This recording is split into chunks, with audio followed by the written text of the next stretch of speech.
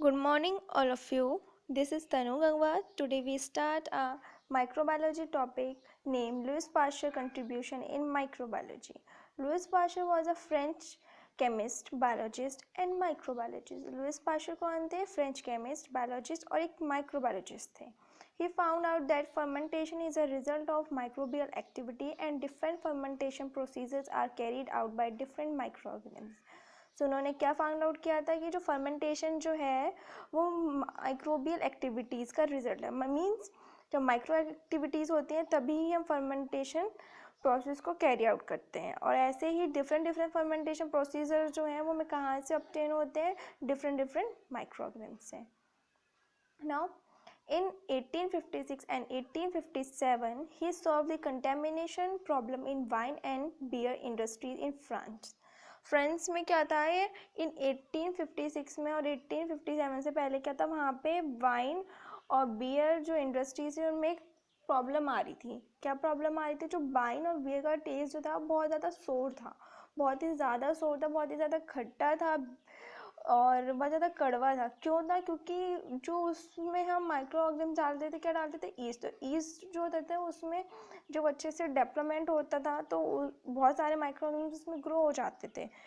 तो उसकी वजह से क्या है कि बहुत ज़्यादा सोर टेस्ट हो रहा था. बट इन 1856 और 1857 में क्या था? लुइस पास्चर ने पेस्चराइजेशन टेक्निक का डेवलपमेंट कर लिया था.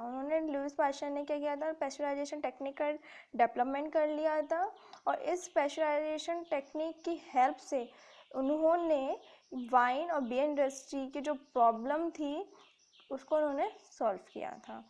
He developed the pasteurization technique. He used this pasteurization technique for heating of fruit juice. Pasteurization technique is used in fermentation industry for removal of unwanted microorganisms. तो microbes जो होते हैं, unwanted microbes हैं, उनको remove करने के लिए pasteurisation technique का यूज़ किया जाता है. किसमें? फर्मेंटेशन इंडस्ट्री में.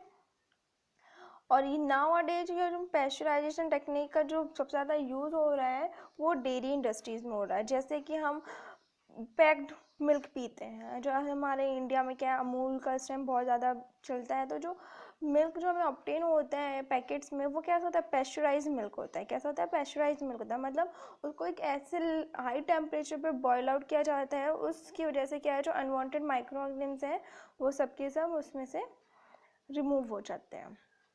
इसी की वजह से क्या होता है कि हम देखते हैं कि हमारे घर में जो हम लोग मिल्क बॉईल करते हैं वो मेरे लिए 1 या 2 दिन चल सकते हैं. बट जो पेस्चराइज मिल्क है वो पैकेट्स में आराम से 1 हफ्ते तक तो आराम से चल जाता है, इसीलिए क्योंकि वो पेस्चराइज मिल्क है. Next, during this fermentation studies he discovered some facts that are. उन्होंने क्या किया था? अपने फर्मेंटेशन स्टडीज़ के टाइम उन्होंने कुछ फैक्ट्स को डिस्कवर किया था. वो है ये. First, fermentation is a result of microbial activity. ये तो हमने पढ़ ही लिया कि जो फर्मेंटेशन जो है वो हमारा माइक्रोबियल एक्टिविटी का रिजल्ट है. Second, micro organism use in fermentation में बी बैक्टीरिया और ईस्ट. जो हम माइक्रो ऑर्गेनिज्म यूज़ करेंगे फर्मेंटेशन में वो कौन कौन से होंगे? बैक्टीरिया होगा या फिर east. Third, in each fermentation, a selective microorganisms and specific conditions are required for obtaining desired product. Means किसी भी हर एक फर्मेंटेशन के लिए सिलेक्टिव माइक्रो ऑर्गेनिज्म चाहिए हमको और उसके लिए हर अलग अलग स्पेसिफिक कंडीशंस भी होते हैं. मतलब अगर हम मान लो कुछ बियर करनी है, उसको हमें फर्मेंट करना है या कुछ भी है, तो उसके लिए हर अलग अलग माइक्रो ऑर्गेनिज्म हैं और उसके अलग अलग कंडीशंस में स्पेसिफिक कंडीशंस उसके लिए रिक्वायर्ड हैं. During studies of butyric acid fermentation he discovered an anaerobic bacteria. उन्होंने अपनी स्टडीज़ के टाइम पर उन्होंने एनारोबिक बैक्टीरिया को भी डिस्कवर किया. He also discover the principle of active immunisation. तो इम्यूनाइजेशन जो है उन्होंने उसका प्रिंसिपल भी उन्होंने ही डिस्कवर किया. किसने? Louis Pasteur. In 1981, Louis Pasteur prepared vaccines to prevent fall cholera, anthrax and rabies. तो उन्होंने बहुत सारी वैक्सीन्स मतलब बहुत सारी जो वैक्सीन्स थी उन्होंने प्रिपेयर की इन 1981 में. नेक्स्ट आता है हमारा पास्चर का एक्सपेरिमेंट. ये बहुत ज़्यादा इसकी वैल्यू है, इससे बहुत सारे क्वेश्चन भी आते हैं. बीएससी हो गया उस लेवल पे बहुत सारे, इससे एक ना एक क्वेश्चन तो ज़रूर आता है इससे. माइक्रोबायोलॉजी में। पैस्चराइजेशन का साथ हम एक्सपेरिमेंट पढ़ेंगे, उसमें क्या है देखते हैं। Early believes that organisms can arise from non living matter and call this spontaneous generation. जो पुराने लोग थे या पुराने साइंटिस्ट थे जो भी हैं, वो क्या बिलीव करते थे कि जो ऑर्गेनिज्म्स हैं, जितने भी लिविंग्स हैं, वो नॉन लिविंग मैटर थिंग्स जो होती हैं, नॉन लिविंग थिंग्स से जनरेट हो जाते हैं। किससे जनरेट हो जाते हैं? नॉन लिविंग मैटर से। तो उसको उन्होंने क्या बोला था? Spontaneous generation.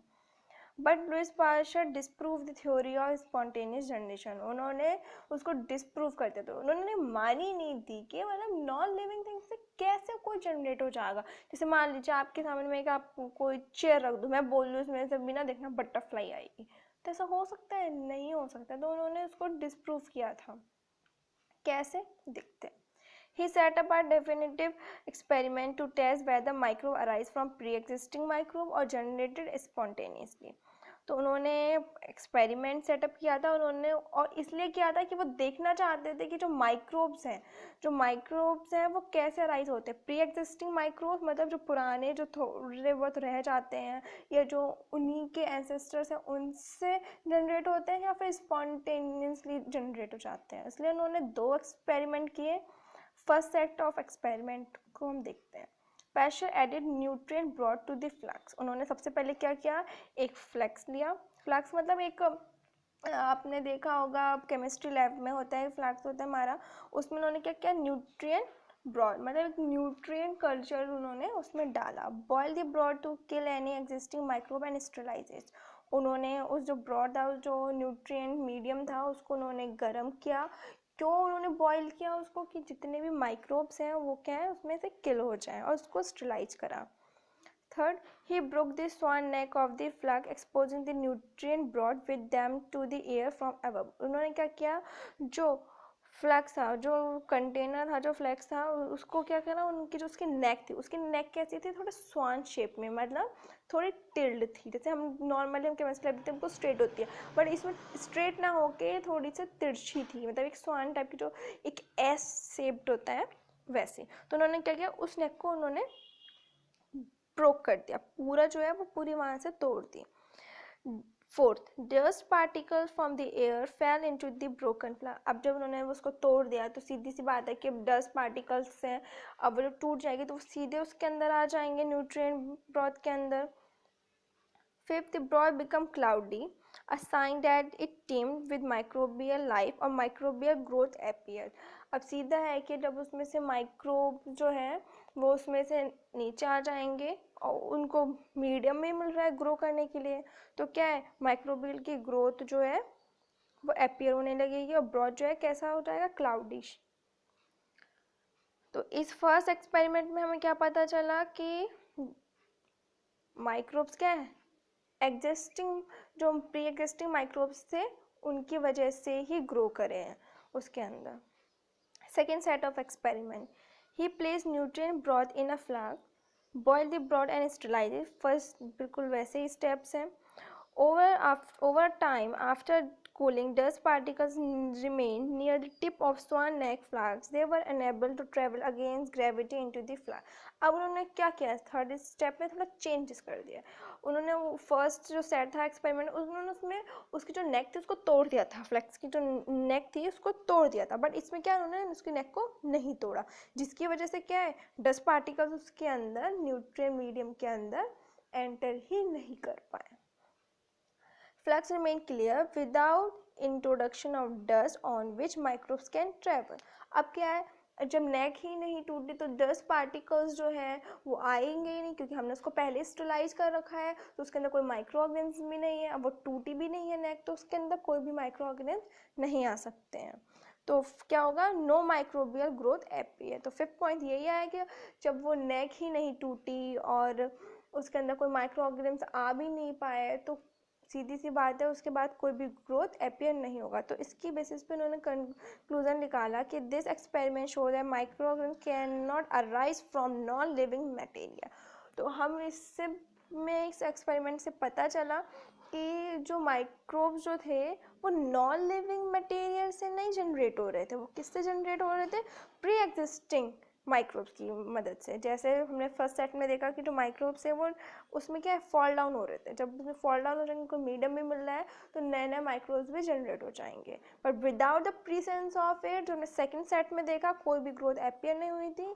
इसके बेसिस पे इन्होंने कंक्लूजन कर दिया, इन्होंने बता दिया कि जो माइक्रो ऑर्गेनिम्स जो हैं वो हमारे नॉन लिविंग मटेरियल से जनरेट नहीं होते हैं। इसीलिए स्पॉन्टेनियस जो जनरेशन की जो लोगों ने टर्म दिया था कि नॉन मैटर से आ जाते हैं, वो बिल्कुल भी गलत